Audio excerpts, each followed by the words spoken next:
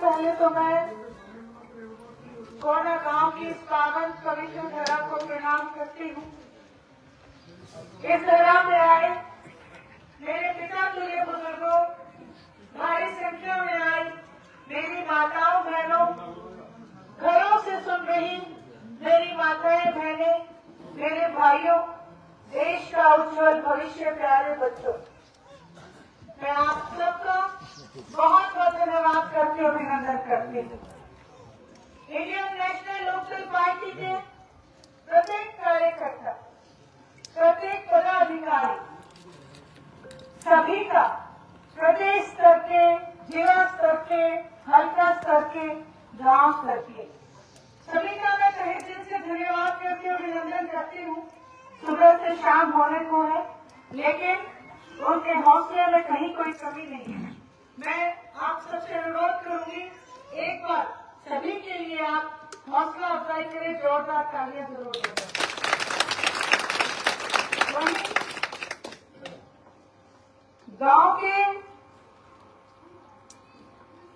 X sarpanch आदरणीय Sukhdev Singh ji, Prakash Singh ji, master Ram Kumar ji, पंडित Surajmal ji, x sarpanch Sunil Kumar ji, Shri Jaswant Singh ji, Shri कृपाल Singh ji, captain हवा सिंह जी, श्री बलवंत सिंह जी, फौजी विक्रम पाल जी और आपका अपना बेटा कुणाल गहलोत, आप सबका बहुत बहुत धन्यवाद करते हुए अभिनंदन करते हैं। आज जब मैं आ रही थी सुबह तो आदरणीय ओम प्रकाश जी चौटाला की बहुत याद आ रही, क्योंकि जब भी इस तरीके से गांव-गांव के प्रोग्राम हम में से किसी के भी बढ़ते थे तो वो एक आदेश दिया करते थे कि जब भी गांव में जाओ मेरी राम राम दिया करो।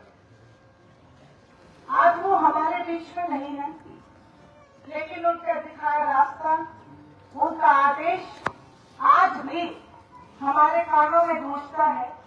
इसलिए गोना गांव के सभी बड़े बुजुर्गों को, मेरी माताओं बहनों को, भाइयों को, 36 बिरादरी को मेरी तरफ से घने घने राम राम।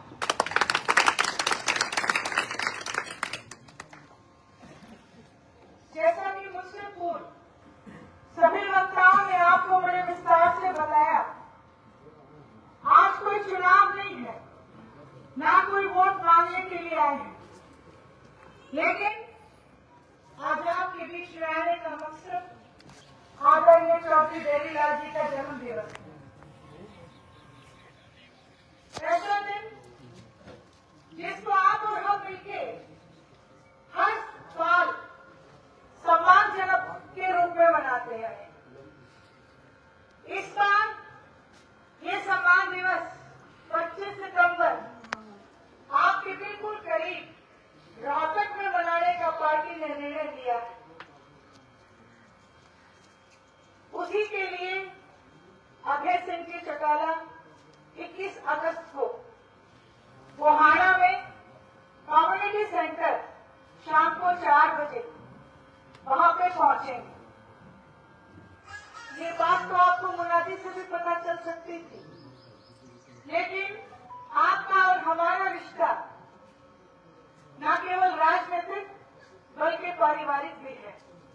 आदरणीय चौधरी देवीलाल जी ने हमेशा सोनीपत डिस्ट्रिक्ट से अथाह प्रेम किया है और सोनीपत डिस्ट्रिक्ट ने भी उन्हें बहुत मान और सम्मान दिया है।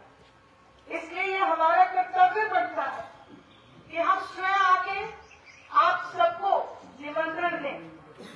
उससे भी बड़ा कार्य मेरा यहाँ आने का, क्योंकि अब आदरणीय चौधरी ओम प्रकाश जी चौटाला हमारे बीच में नहीं है, वो स्वर्गवासी हो चुके हैं। ऐसे में अभय सिंह जी चौटाला पहली बार आपके गोहाना हल्के में आ रहे हैं, उनकी गैर मौजूदगी में। मेरा आपसे विनम्र निवेदन है, आग्रह है कि आप सब लोग भारी संख्या में 21 तारीख को गोहाना में जाके अभय सिंह जी चौटाला के सिर पे हाथ रखें।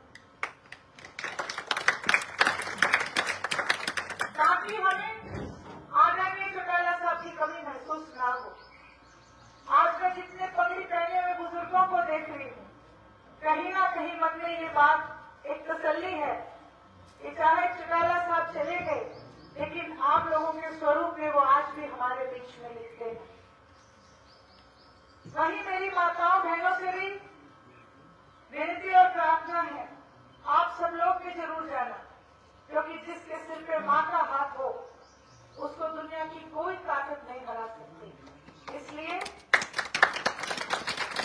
आपका आशीर्वाद भी बहुत जरूरी है, क्योंकि मैं आपके बीच में आई हूं, निमंत्रण देने आई हूं, तो एक दो बात जरूर अपने मन की आपसे करके जाऊंगी। आज हरियाणा प्रदेश के जो हालात हैं, आप स्वयं जानते हैं, मुझसे ज्यादा जानते हैं। आज हर वर्ग परेशान है, हर वर्ग इस चिंता में है कि आने वाला भविष्य क्या होगा। महिला शक्ति महंगाई को लेकर परेशान है। पहले तो हम सोच लिया करते थे कि दाल रोटी खा लें, फिर आगे चटनी रोटी पे, और आज तो जब दाम बढ़ते देखते हैं प्याज के, तो शायद चटनी भी थाली से दूर चली जा रही।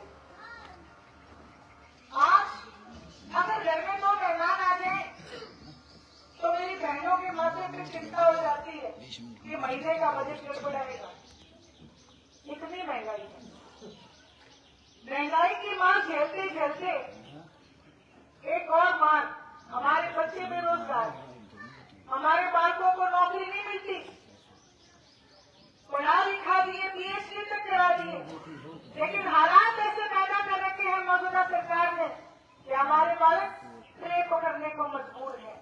एक ग्रुप डी की भर्ती निकाल दी, पढ़े लिखे बालकों के मान और सम्मान को ठेस लगाते जा रहे हैं। बड़े बड़े औहदों पे तो दूसरी स्टेट के लोग लाके बिठा दिए, लेकिन हमारे बालकों के हाथ में ट्रे पकड़ा दी।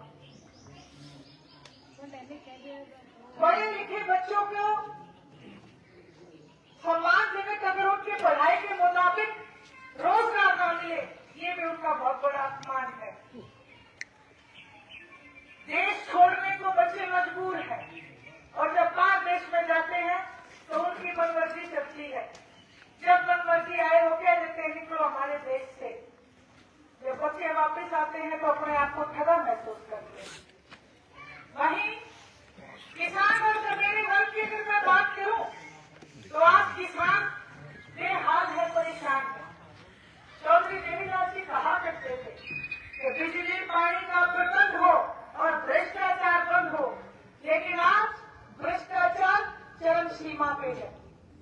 आज अगर हम गांव से शहर कोई सामान खरीदने के लिए जाते हैं, अपने रास्ते पे जाते हैं, अपनी गाड़ी से भी जाते हैं, तो ये भी नहीं पता कि वापस घर को आएंगे कि नहीं आएंगे। पता नहीं कौन सी गली में कोई बदमाश बैठा हो, बंदूक की नोक पे हमें लेके कब गोली मार दे, इस बात का भी कोई हमें पता नहीं। आज ऐसे हालात हरियाणा प्रदेश के हैं, जिस प्रदेश के लिए कभी ये बात हुआ करती थी कि भाईचारा अगर कहीं है, भाईचारे की पहचान अगर कहीं है, तो वो हरियाणा प्रदेश में। लेकिन आज हमारे भाईचारे को भी तोड़ दिया गया। कभी 36 बिरादरी एक हुआ करती थी, आज 35 बनाम 1 का नारा दे दिया गया और हमें ठगा जा रहा है। मैं तो आप सबसे प्रार्थना करने आई हूँ, विनती करने आई हूँ, अनुरोध करने आई हूँ कि 36 बिरादरी जब गांव में रहती है, हमारा एक दूसरे के बिना काम नहीं चलता।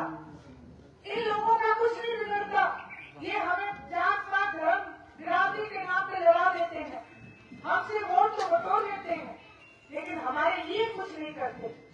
क्योंकि महंगाई अगर आएगी तो आपकी जात बिरादरी पूछ के नहीं आती, और तो सारे चुल्लों पे एक सी आती है। 13 महीने तक आपने किसान आंदोलन लड़ा, मुख्य भूमिका सोनीपत डिस्ट्रिक्ट की रही। उस आंदोलन में मैं भी गई, वहां पे जहां ये बात बड़ी मशहूर थी कि डिस्ट्रिक्ट सोनीपत के हर गांव से दूध, दही और माताएं बड़े रोटियां तक बना के लेके जाती है। वहीं एक बात और आपने नोटिस की, किसान ने एक डिमांड की थी कि अगर कोई राजनीतिक व्यक्ति हमारी मदद करना चाहता है तो अपने पद से इस्तीफा देके आए। 4200 से ज्यादा एमएलए एमपी हैं पूरे हिंदुस्तान में, 4200 से ज्यादा, और 70% से ज्यादा किसान और सवेरे वर्ग का वोट है, 70% से ज्यादा। तो जाहिर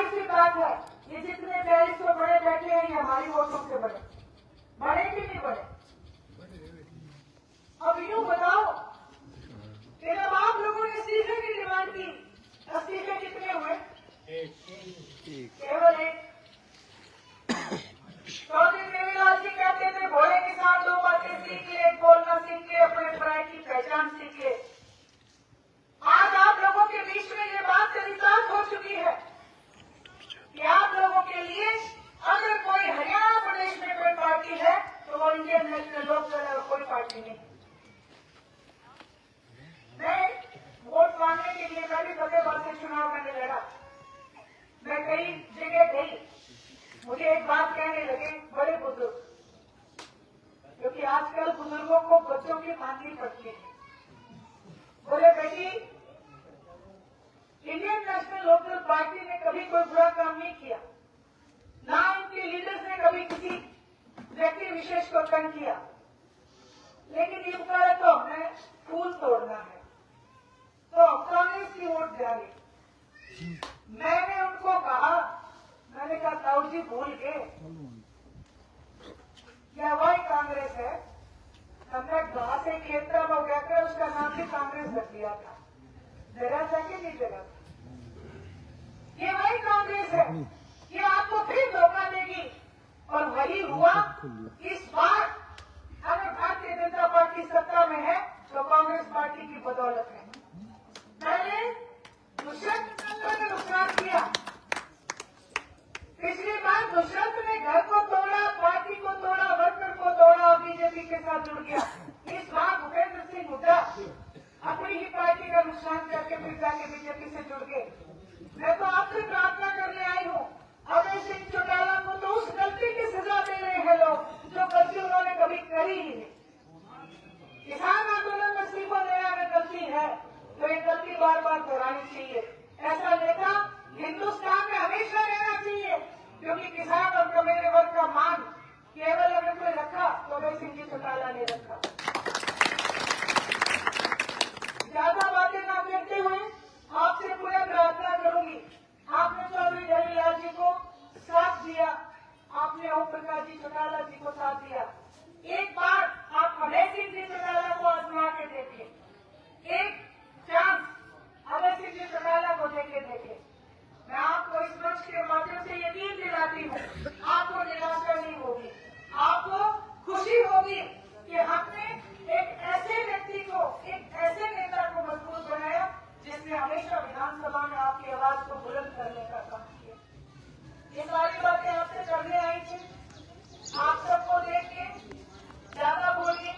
अगर मुझसे कोई भूल हुई हो तो आप अपनी बेटी समझ के मुझे जरूर माफ करना, लेकिन मेरी कही हुई बात पे गौर जरूर करना, क्योंकि आज हरियाणा प्रदेश को एक सच्चे नेता की जरूरत है।